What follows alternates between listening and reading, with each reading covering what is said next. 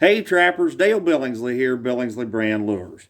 Guys, I apologize for not getting any videos put up there this last week very much. I was up in Jefferson, Wisconsin at the Fur Takers Rendezvous, and I just didn't get a chance to get around to get much filmed.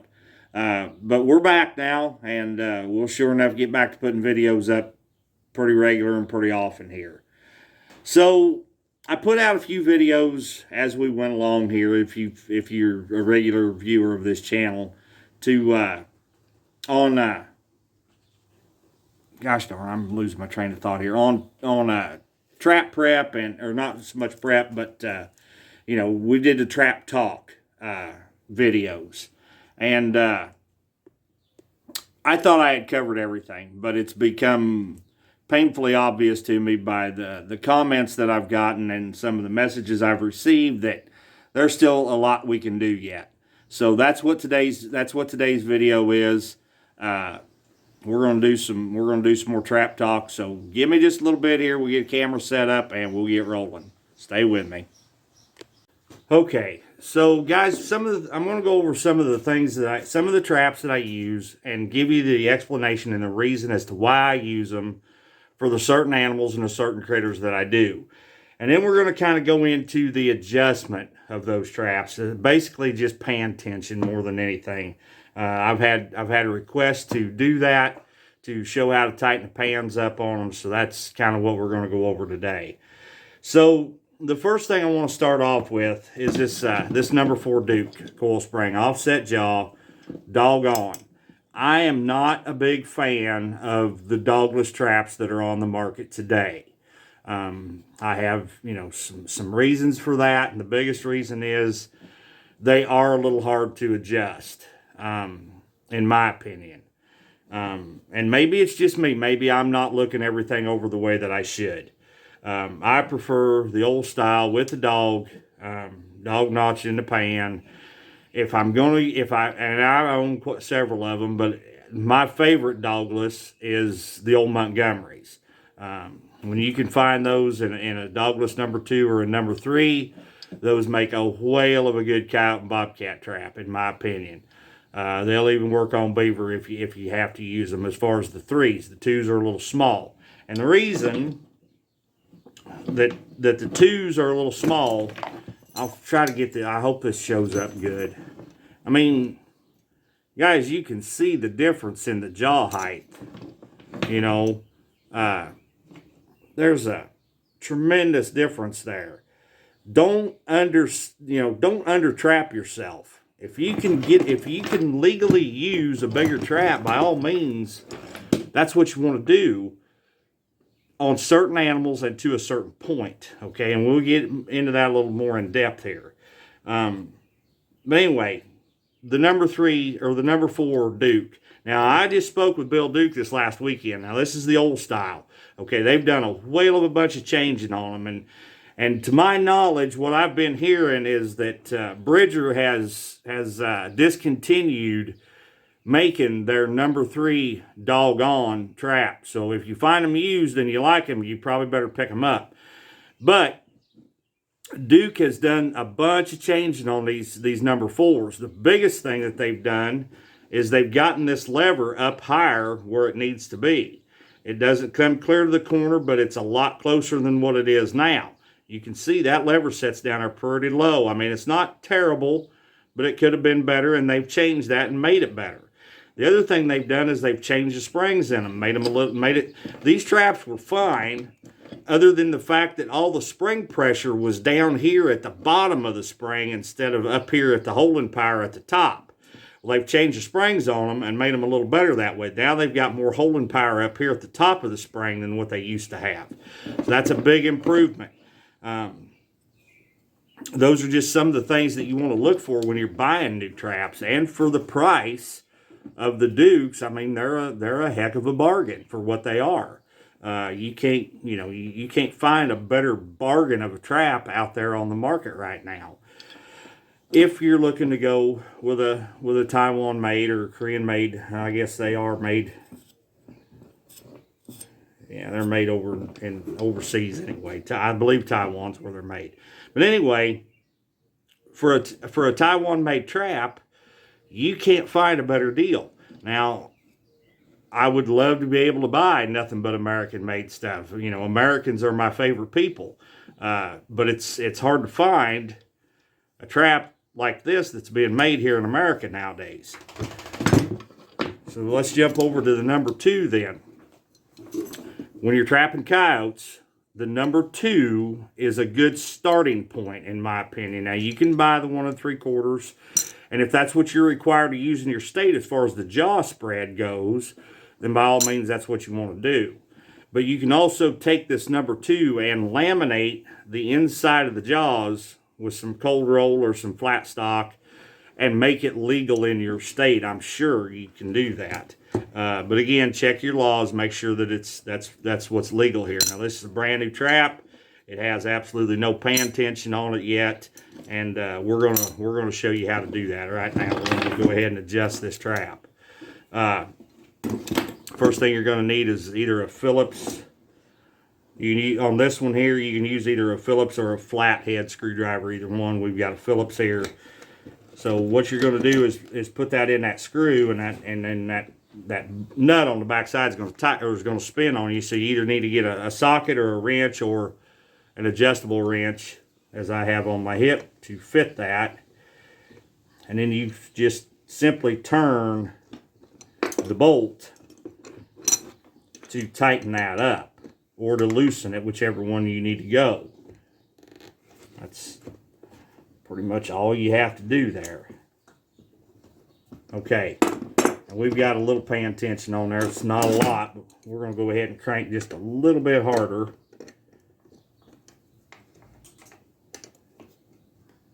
Okay, that's better, I think.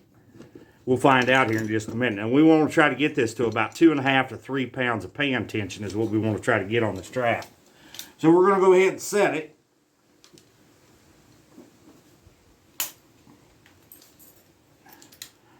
We'll go ahead and set it here. And then we take our trap tester here, and what this does, you can buy these. They're about $15, $16 a piece is what they are. Every one of these marks represents a pound of pan, or a pound of pressure. So you push it down as 1, 2, 3, and wherever you're at, as you watch those marks, wherever that trap fires, that's where you know how much pan tension you have on that trap. So we'll go ahead and thumb that thing down a little. And you want to check your pan tension in the center of the pan, because the pan tension is going to change from the center of the pan to the outside edge of the pan to the backside edge of the pan.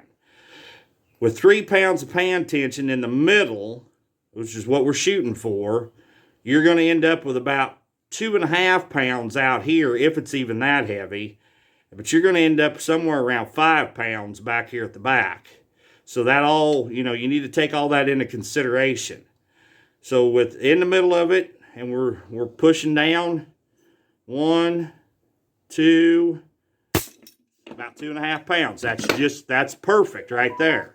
Okay, that's a perfectly tuned trap right there. So that's how you adjust the pan tension on a trap with a bolt and nut type setup. And even the dogless have this bolt and nut type setup. It's just in a different configuration than what it is on this style. So anyway, if you're looking for good comparable coyote traps, they start at a number 2, in my opinion. I'm not a big fan of a 1 3/4. Basically, because you're mink trapping your coyotes, okay? That's the biggest thing there. You're mink trapping your coyotes, you're mink trapping your bobcats. They're fine, wonderful deal on red fox. The 1 3/4 will plumb hold a red fox just fine. They'll hold a majority of coyotes, but you're still going to end up with about 30% of them just walking out of the dang thing like it wasn't even there. So get yourself a good number 2. If you can run it and make it legal on dry ground in your state, a good number 2 or a good number 3 or 4, and get yourself, get with the program on them. Don't be out there under gun. That's the biggest thing when it comes to a big animal like beaver and coyotes. Don't be out there Mickey Mousing around, just, you know, using small traps when you don't have to. Now, the same thing goes with a coon, okay? Now, this pan is really tight right at the moment, but, well, it's not terrible, I guess. There have been countless coon caught in a 1.5 coil spring trap, okay? I couldn't even begin to fathom the number of coon that have been caught in these things. But I also couldn't even begin to fathom the number of coon that have gotten out of these things. Okay, they are not, in my opinion, now this is just my opinion, these are not my favorite raccoon traps to use. My favorite raccoon trap to use is the number 11. And there's a reason why. The number 11. Number one, you've got a smaller jaw spread. Number two, you've got a smaller area here versus here for that raccoon to get in and do some self-mutilation, okay? Those are the two big points right there. And I really like these traps, these number 11s in the double jaw when I can get them. I spoke with Bill Duke because the biggest thing about these number 11 Dukes is the base plate is really weak on them. And if you don't know how to set a double long spring trap the correct way, you will bow this base plate and pop the jaws right out of the dang thing. I spoke to him about that. It's a concern of mine. Now it's a concern of his as well. So maybe, you know, in the near future, they're going to do some changing on that, we hope. But anyway, back to the deal in hand. These number 11s are by far a way more superior coon trap, in my opinion, than what the 1.5 is. Now, the 1.5s have their place. I'm not saying they don't. They're a heck of a make trap because you've got such a bigger jaw spread.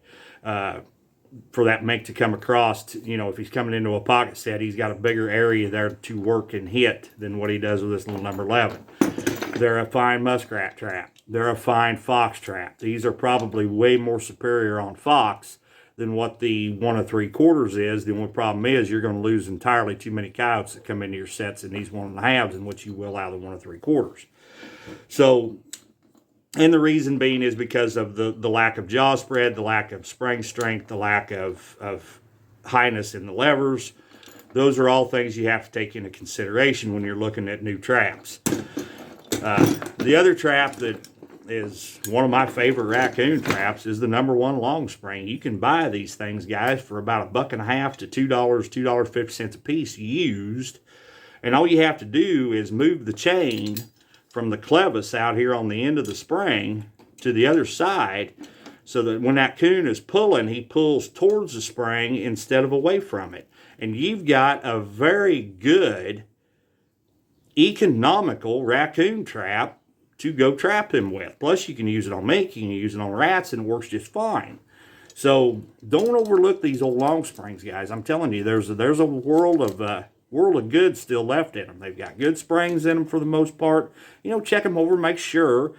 You can always add a helper spring in here if you think they're a little weak and they need a little help. Or there's an older style out that's got a shorter spring on it than what these do.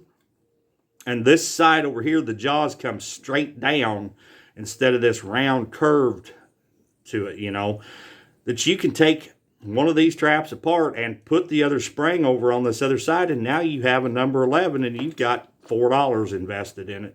So those are things you need to think about. You know, especially you new trappers and younger trappers that are buying your own traps. You know, and I hope you are. I hope mom and dad's not footing the bill for you. I hope you're out here trying to do this on your own. It builds character. It builds you into a better person in the long run. Those are things you need to think about, things you need to look at. I mean, I'm not trying to steer anybody wrong here, guys. This is just my observations, and it's based on my opinion from my own experience. So you take it for what it's worth. Free advice is exactly what you get what you pay for. So anyway, those are just some topics I wanted to hit with you today. I know this was kind of a quick little deal. We could drag this thing out for hours if we wanted to, but I really don't see the need in it. I don't want to overwhelm you too fast with too much. All right, guys, I appreciate you tuning in to watch. I really do. And again, I apologize for not getting many videos up at all last week. But like I said, things have changed now, and we've got 30 days to do it before we go to Escanaba to the National Trappers Convention up in Escanaba, Michigan. So we'll try to keep putting videos out on a regular basis now. I appreciate you tuning in. I appreciate you watching. Once again, this is Dale Billingsley with another one. Signing out.